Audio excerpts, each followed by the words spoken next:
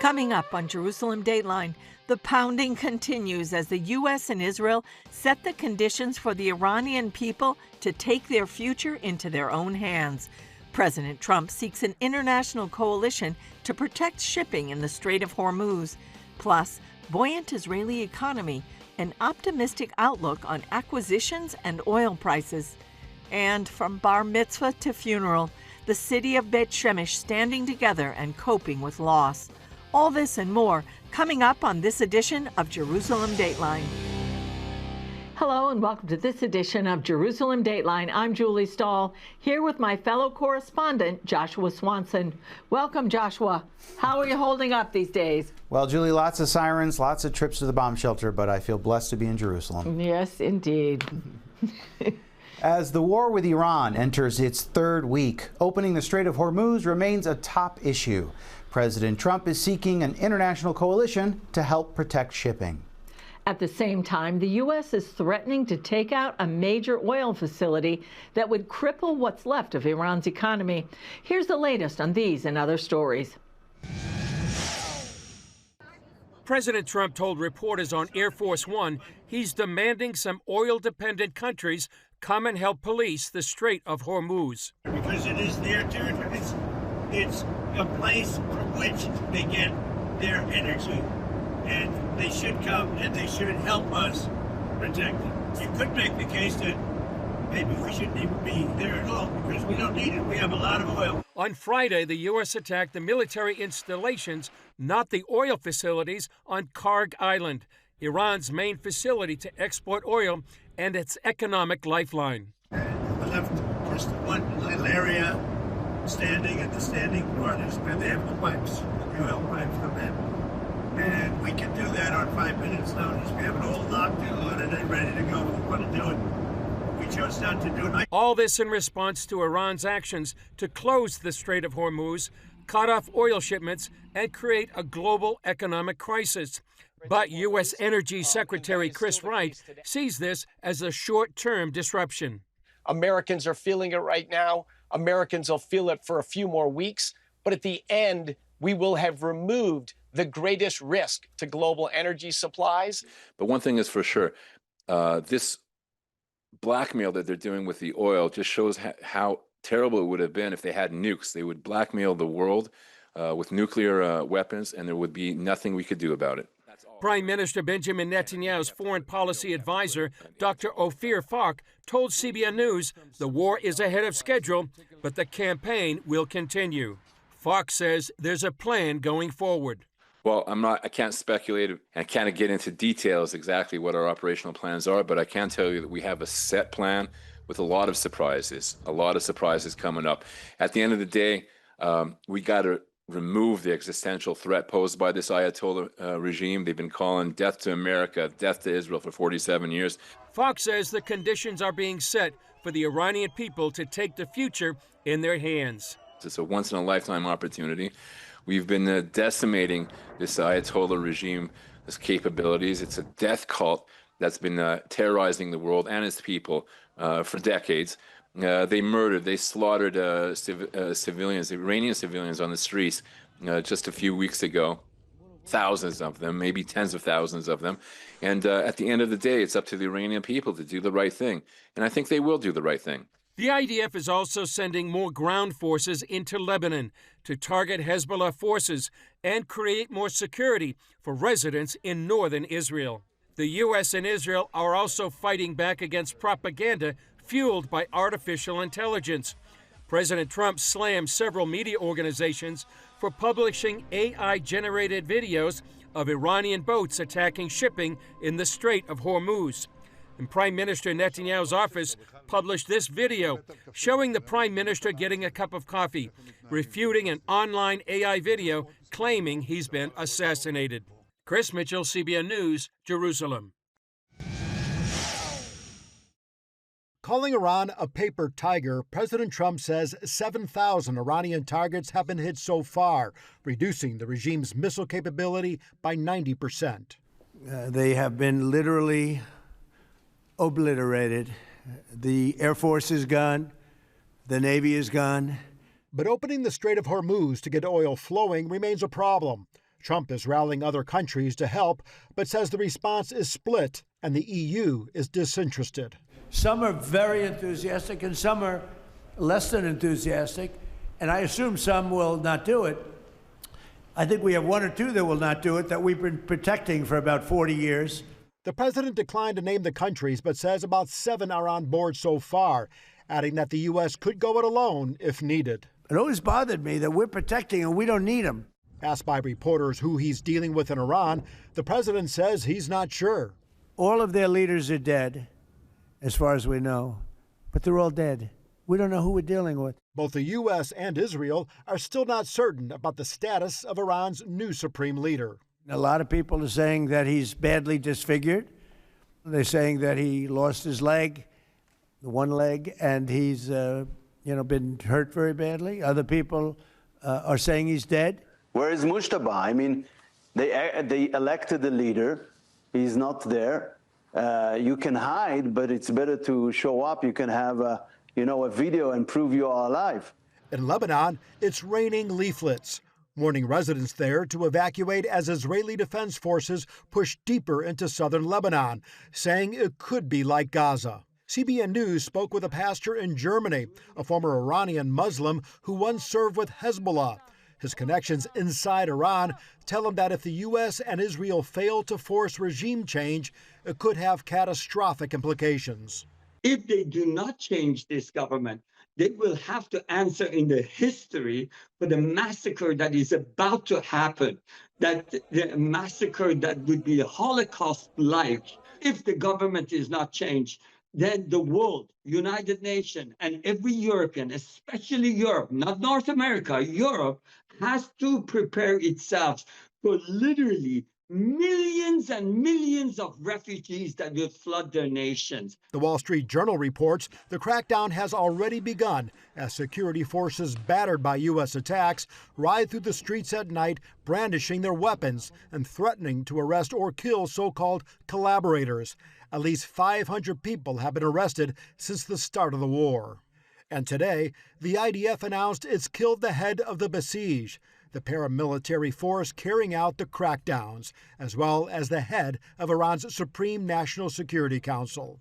Inside Israel, the daily Iranian missile strikes continue, with large debris landing Monday near the Church of the Holy Sepulchre in Jerusalem's Old City.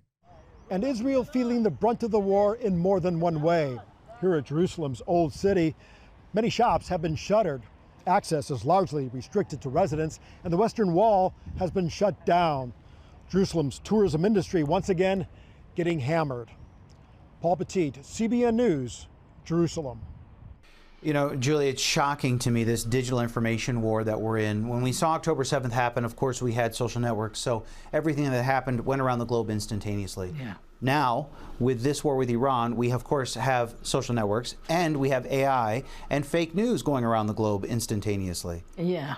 It's pretty wild. I just spoke with an expert who said how China is contributing to that fake news, especially in the U.S., because they didn't want the U.S. to be involved in this war because they prefer to continue to get their oil, and how they're even now trying to make a deal with this falling apart Iranian regime to keep their oil flowing. I mean, 15 to 20% of their oil of 1 billion people comes from Iran, so it makes sense as they're trying to negotiate, but it seems like they may be negotiating with a regime that's about to fall. Yeah. And on this digital information again, I can't tell you how many people contacted me over the weekend asking if Netanyahu had been killed. So many people contacted me on Facebook, on text message. Hey, can you tell me the truth? Is it true that Netanyahu was taken out? Was he assassinated? It's really wild. I mean, like, and we wouldn't know that he was assassinated if something happened. I know. Everything flies like wildfire here. Well, exactly. Well, and then, of course, President Trump stating 7,000 targets being hit. That is just a number that we haven't seen in modern warfare. That combined with the thousands and thousands of targets, I think the IDF said 6,000 targets that they've hit. That is a lot of salvos. That is a lot of firepower.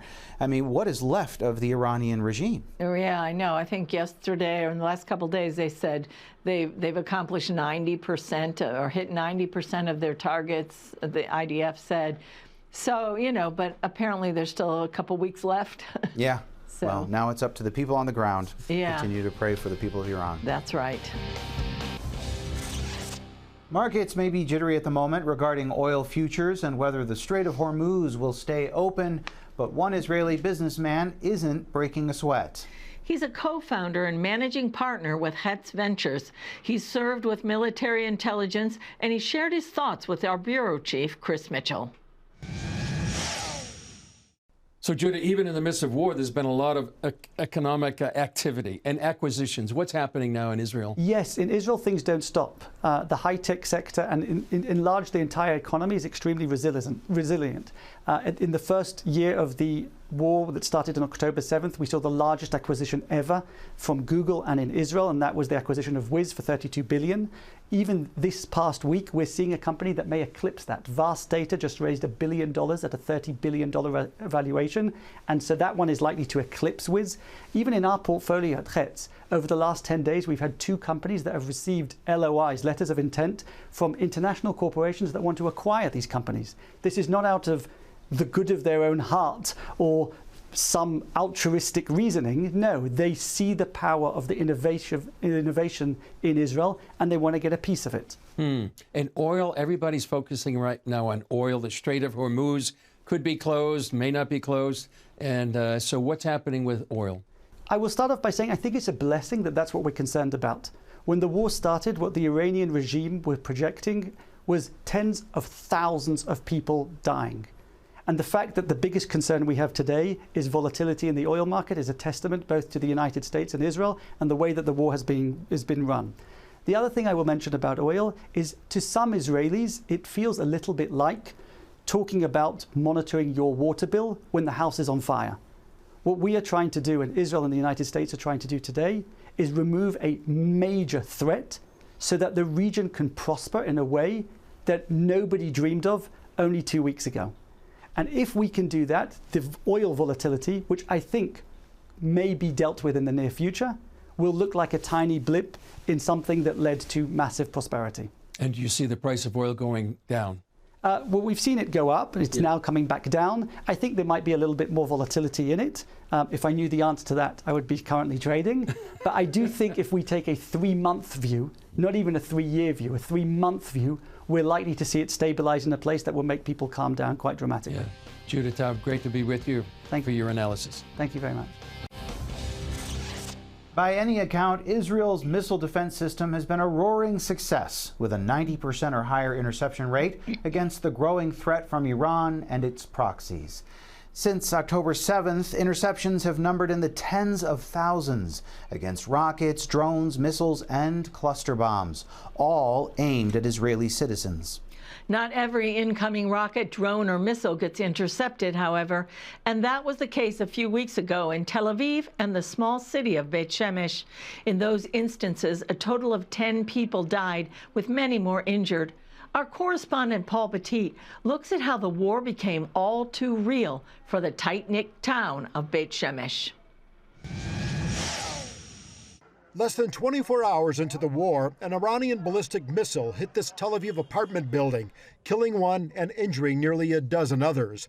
12 hours later came this deadly missile attack on Beit Shemesh, sending shockwaves through this Orthodox Jewish community. There were ambulances everywhere, and I just started following the fire trucks and firing the ambulances. Came to this spot, and it was like a real scene of a war. The missile killed 9 and hurt more than 40 others when it destroyed the synagogue, its bomb shelter below, and adjacent homes. The Cohen family lost their father. So instead of celebrate his bar mitzvah, he's buried his own dad. And this is very sad. And the mother couldn't be in the funeral too because she was in the hospital. It's hard to imagine that this is my own city. This is where I live, where my family lives. This is where our office is, so close by. And you never think that it's going to hit so close to home. Many Americans live here too, as Beit Shemesh is one of Israel's fastest growing cities. It's also a popular destination for Jews making Aliyah. It was very, very, very devastating to see that. Now this breaks your heart. This was once a synagogue. Now this is what's left. Take a look. Burnt out pages of a Hebrew prayer book, a kippah, a Hebrew shawl. People were worshiping here on Sunday when the sirens went off and they took cover. 30 people went inside that bomb shelter. 3 of them died. That's why the rabbi we spoke with says Iran isn't a country, it's a terrorist state. And once again, we see that just like Hamas hid behind their civilians and attacked Israeli civilians, that is the game plan and that is the playbook for all terrorists. They go out of their way to target civilians. This is very sad. I know part of the people was here, and that's really, really sad. There was a good people. Good people like the teenage Bitan siblings. Their father likened his loss to Abraham, saying, Abraham bound 1 son, I bound 3. The sadness also brought resilience. One woman whose husband died said, they may break our body, but they will not take our spirit and soul. Because of their faith, they do not blame anyone. They said, this is what's supposed to happen, this is what happened. I do not mad about anyone, and that's all. This is all what faith is about. Shortly afterward, Prime Minister Netanyahu toured this devastation. His spokesman, Dave Mincer, expressed shock at what he saw and was stunned by what he heard. The people came out to greet us and said to the Prime Minister, we've lost 9 of our community in that one single missile strike, 9 of our people. But the people in the community said, keep going, Prime Minister. Finish the job, Prime Minister. I tell you, I can't begin to tell you how moving that is. It didn't take long before neighbors converged to console survivors and help in the cleanup. If we get hit, someone gets hit, it's like our part of our body got hit, and we want to help. We want to give it attention, and we want to be with it. So we're together. It's difficult, but the most important thing in these kind of situations is being in movements, moving and helping and being there for each other. Paul Petit, CBN News, Beit Shemesh, Israel. Another result of the war with Iran is how it's affected travel to and from the Middle East. Those who wanted to leave Israel have found ways to exit, but not everyone has chosen to leave. Our Chris Mitchell interviewed one American lady who's experienced what Israelis have gone through for years. Take a look. Well, for a United States citizen and a Western girl, this is not normal. Sirens and shelters and missiles and shrapnel, and it's a different muscle, one that I'm not used to. But there's no greater joy right now for me than being among God's people, comforting them in bomb shelters, listening to them, talking to them, seeing their resilience and just their faith in God, and being able to just be led by the Spirit and pray while I'm here until I have an exit strategy. Yeah. How would you describe to the people in the U.S. that are watching this from afar? You're here on the ground, experiencing it day by day, hour by hour. What would you tell them? I would tell them that to pray, to care, to be involved. I would also tell them be very aware of who you're getting your news from, because many times there's sensationalism and exaggeration. Although it's very serious, very sobering to be here right now, but we're living in an end time moment. The Lord needs His church to be awake and to be prayerful and to be caring and comforting and support those who are on the ground here in the news and the government and education, and really press in to truth. And so how would you recommend that they should pray? To pray, of course, for the peace of Jerusalem, and to pray to be a blessing here. Also, Isaiah 62 says to give God no peace, to relentlessly bother Him, nag Him until we see Jerusalem praise in all the earth. And like it or not, this is the centerpiece of biblical history. This is where the showdown is. This is where Yeshua is coming back. And so it's very important. Long ago, I learned, when I say long ago, in 2010, 2012, I learned that the most important headlines were the headlines coming out of Israel. These were the headlines that mattered most to a praying church that is sensitive to his soon coming return. Tell us about Come Home. How can people watch you? Well, Come Home is CTN. You can watch, check your local listings. We have 27 brick and mortar stations, but also ctnonline.com and CTN on YouTube, all the different social media platforms.